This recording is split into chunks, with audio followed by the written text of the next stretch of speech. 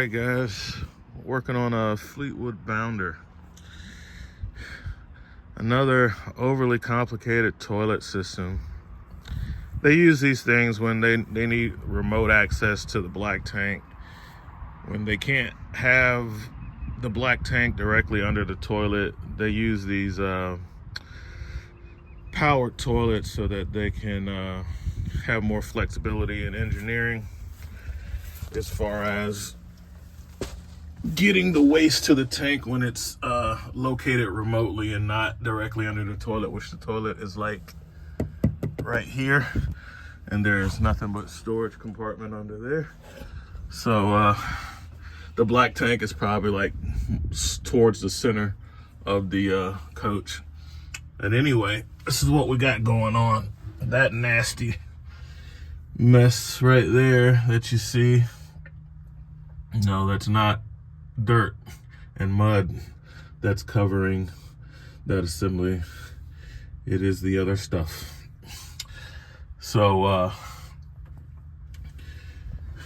this is a 2013 model, and so this thing is over 10 years old.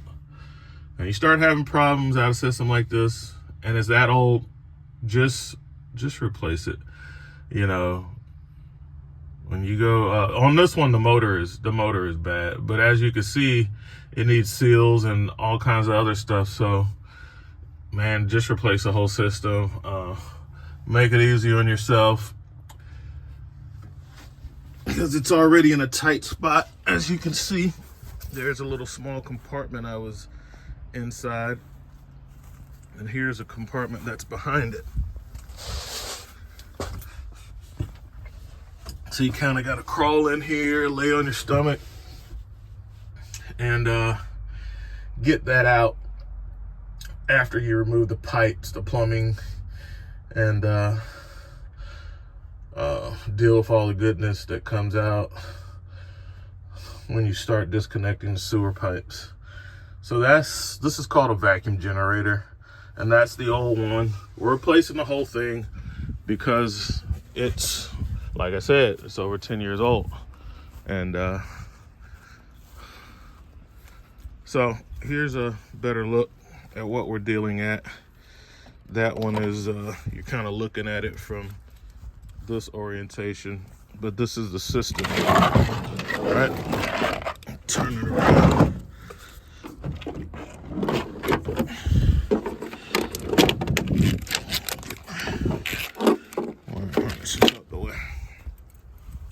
So this is going to be called an S-pump low profile vacuum generator. This is the whole assembly. This is going to run you about $2,100.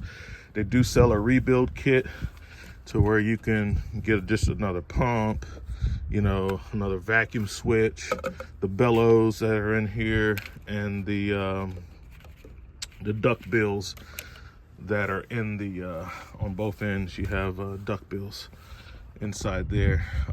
I would recommend, like I said, just buy the whole assembly. Yes, it's $2,100, but you try to fix one thing and it's going to be hard. Either way, you got to remove this thing to work on it.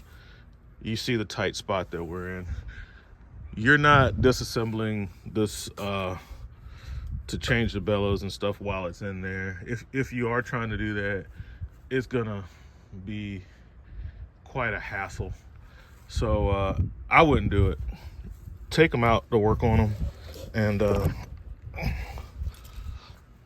you just got to take these things out to work on them. You know, it's like a furnace. You got to remove it to work on it in many cases.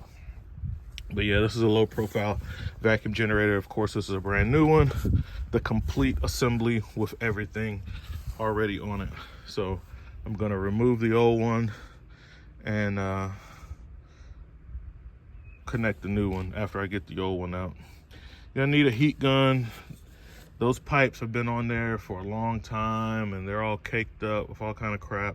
So you're gonna have to fight to get these two hoses off, and then you can get the assembly off.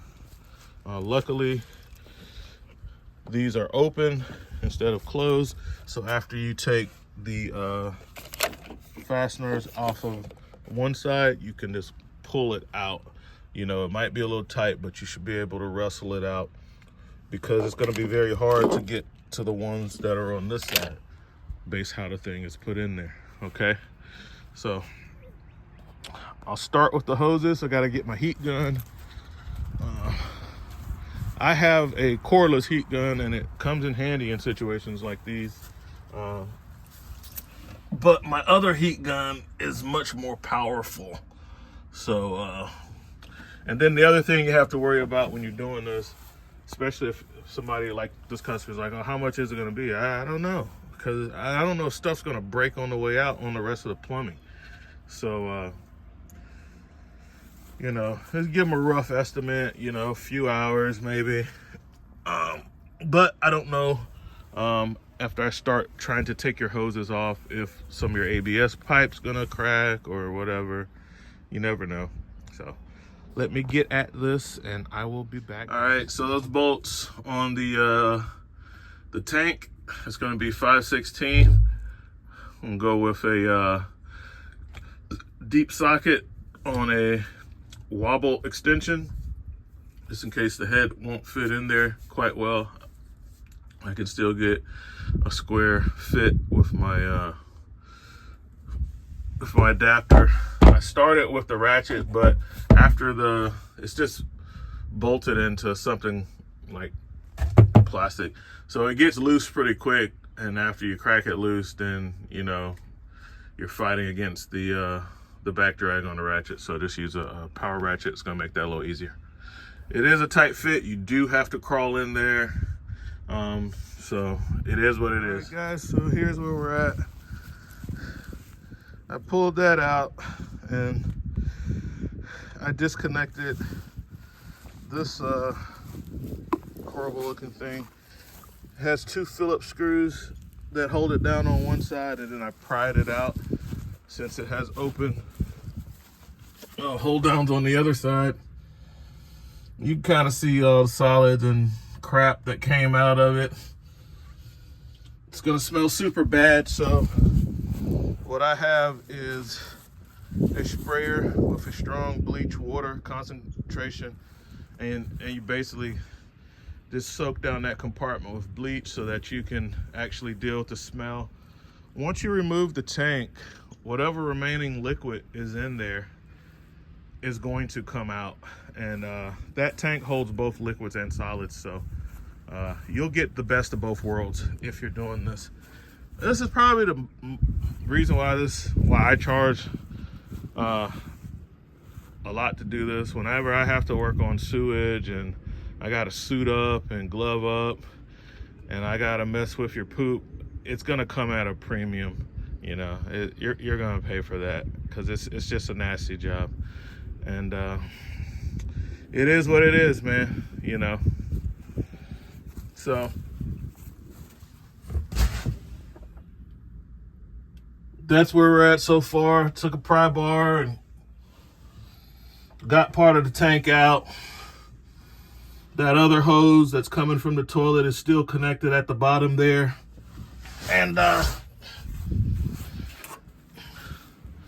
gotta get in there and get that out. So, you know, gonna spend a lot of time on cleaning. So like I have to clean the entire compartment out because I have to literally lay inside it just to get to this stuff.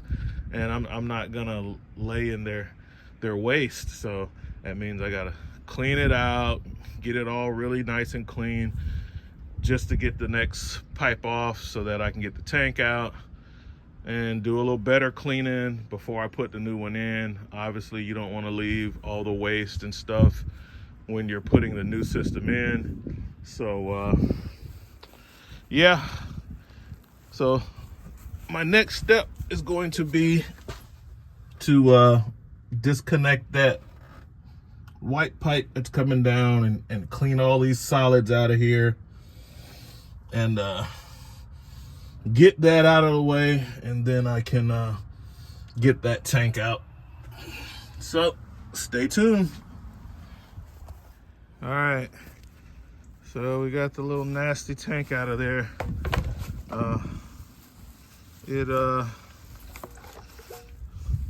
Because the only way I'm doing this on a really old unit is to take it all the way out. I just took my Sawzall and cut it out. So if you're removing the whole unit, you know, because it's so much waste that comes out that has to be cleaned up. What I did was I disconnected my wiring harnesses and I grabbed hold of these wires and pulled this thing out into this compartment as far as it could go, and got me a clear line on this elbow so I know I'd be safe. And I just cut that baby off with my Sawzall because I knew the new one, it comes with all of this. So I just cut it right there, freeing up my tank, and now I don't have to get soiled so much in their waste. And I'm replacing it anyway. This thing is totally garbage. I'm not trying to salvage it. So I just totally sawed it off. Now, even if you don't plan to do that, if you're having a hard time and like it's really nasty and you have a lot of solid waste in there and you don't want to deal with it, you can still cut this off, but then you have to replumb it. So you're gonna have to get a 90 and a 45 and redo the plumbing on that. So what's left? Well, we did that so that we can get to that hose, as you can see, the other cut off piece. So now that the tank is out of the way, I could pull that hose all the way in here, and you know, I could take the water hose and kind of spray a lot of that waste out of the way while I work on it, and get that fitting out of there and get ready for the new part. Obviously, this thing's gonna have to get a deep cleaning before I put the new part in here. So I'll look in the other compartments and see if it has a drain hole or something.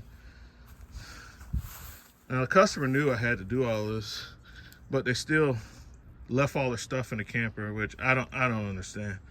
Because, dude, I'm opening up your sewer lines and stuff. Why would you leave all your stuff in the camper? The camper should have been cleared from the areas that I had to work, but of course it wasn't.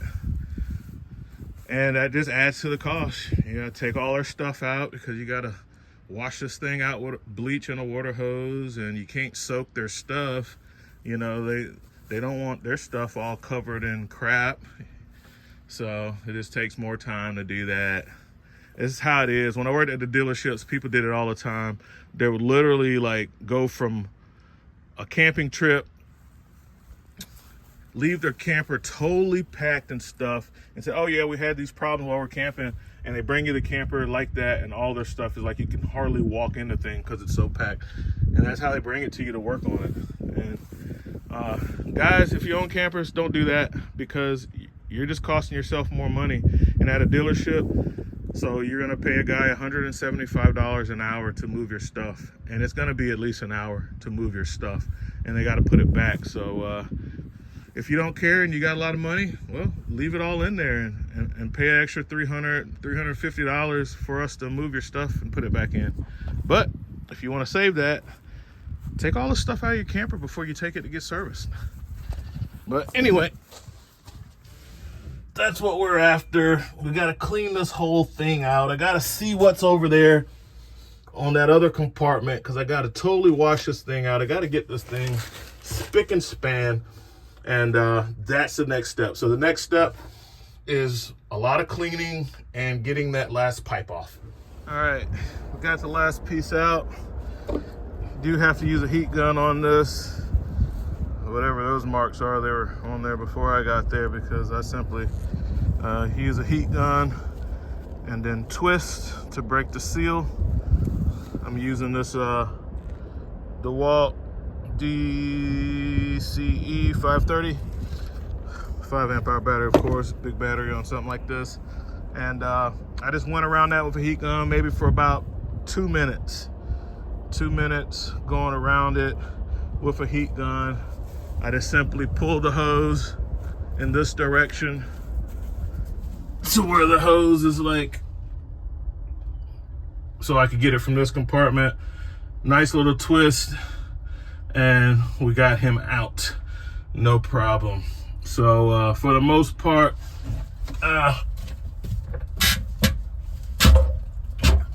You know, there's still water and stuff in here. I'll be cleaning and sanitizing this thing out more and more. And got it mostly clean. I'll clean it out again before I put the, it takes a while because you got to clean this stuff out. You got to wash it out with water hose. You got to let it dry.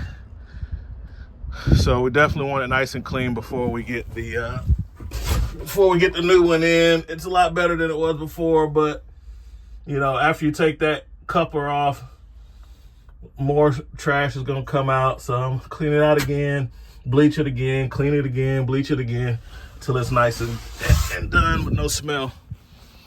Got all the compartment doors open on both sides so it can kind of air dry. All right, guys, this is gonna be important. It is essential that you make sure these pipes are connected securely. Start off with the white one that's on the tank, and you're gonna have to do that. You're gonna have to uncouple the pump assembly from the tank to have room to do that. All right. So, especially if you're working on this model with this little bit of space that you have. So, you can see the snap-on. The snap-on light in action. It's working out great, being so thin. It's out of the way, and the magnet is very strong, and it's giving me my little bar light. So as you can see, I have, it's just those two little seals that make that connection. So it just pulls right out, and you have to move that motor out of the way to get the first hose on, which is the white one coming from the toilet.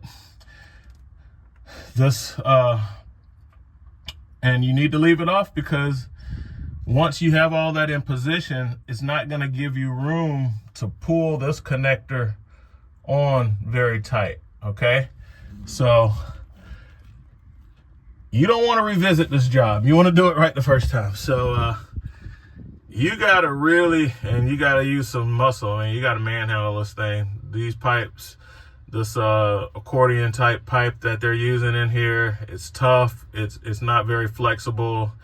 It's over 10 years old, and you kind of got to fight with it and get that band clamp back in the same exact spot that it was on the old one. You don't want any problems with this system. I'm telling you, you don't want to do this again after you've used it and it's full of crap, and then you got to go back because you got a leak. I'm telling you, bro, you do not want that. All right, so put the furthest one on first, which goes to the white, and then wrestle with the one going from the discharge of the pump that's going to take it to your waste tank. Once you have that, then you can get this tank and maneuver it back into the spot, which should be pretty easy because it still has the studs in the back. So you're going to line up those studs with those slots, and then you're going to reinstall the ones that came out. It comes with new brass studs, but I just use the old ones. Doesn't really matter. You're not going to be removing the two in the back anyway, because you need those as guides. So that's just a little pro tech tip for you guys, so that if you're running into problems, you're not going to be able to do this with the pump assembly inside the tank. It's just not going to work. So for a little close-up action, as you can see,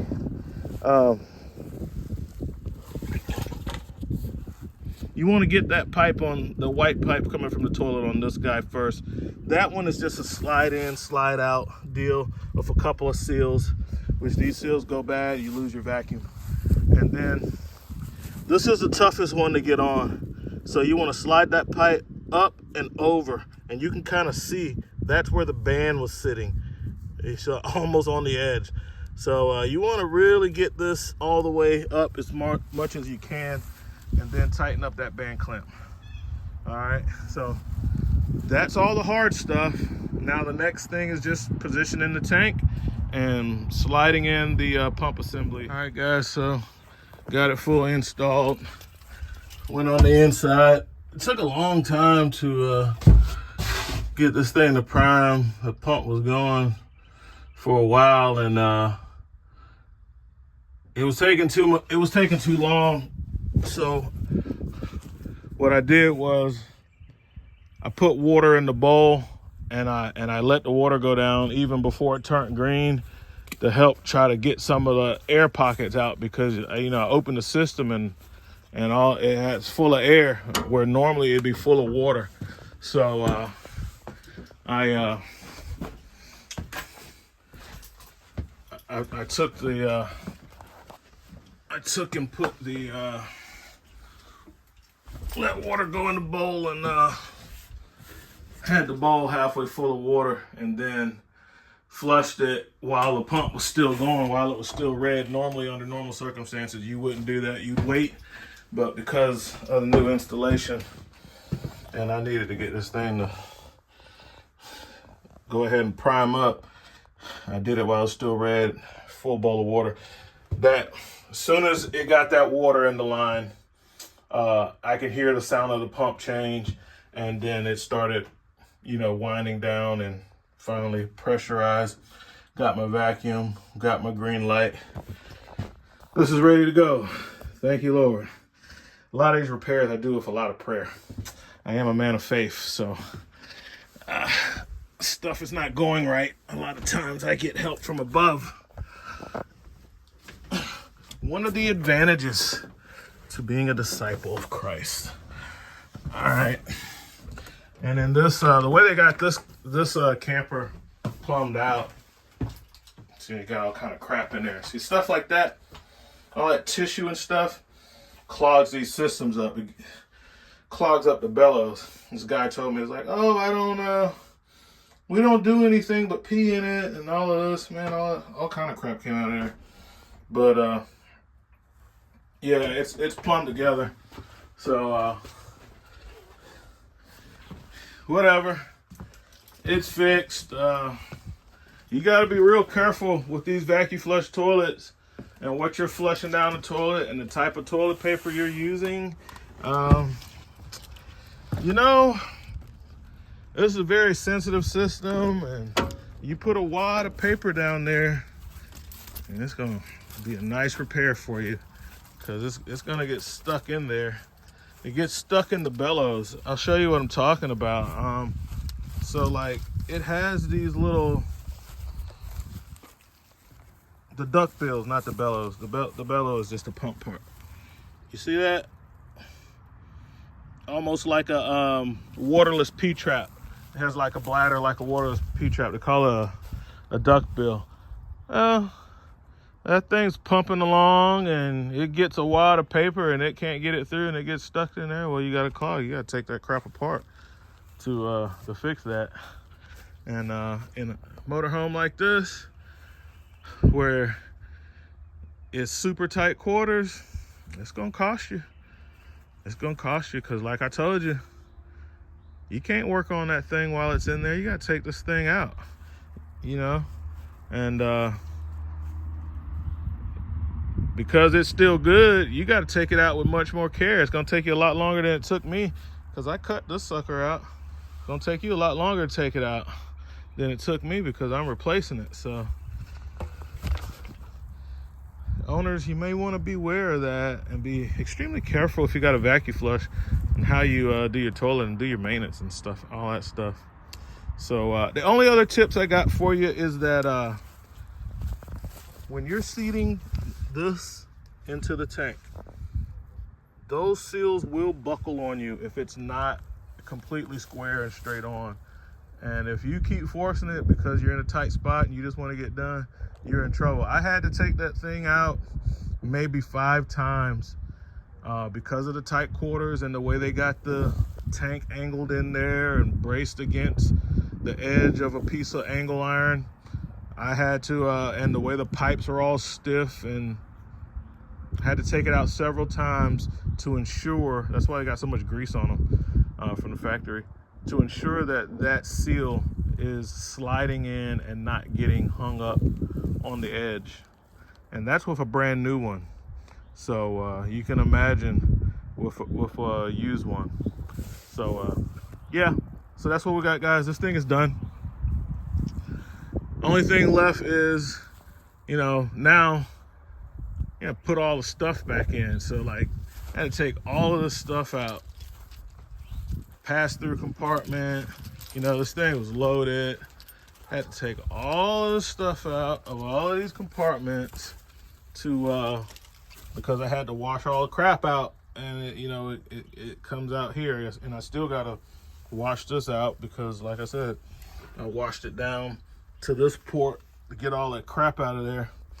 And so when you bring your camper to get worked on it and you got all your stuff in it, it just makes it harder on the guy that has to work on it.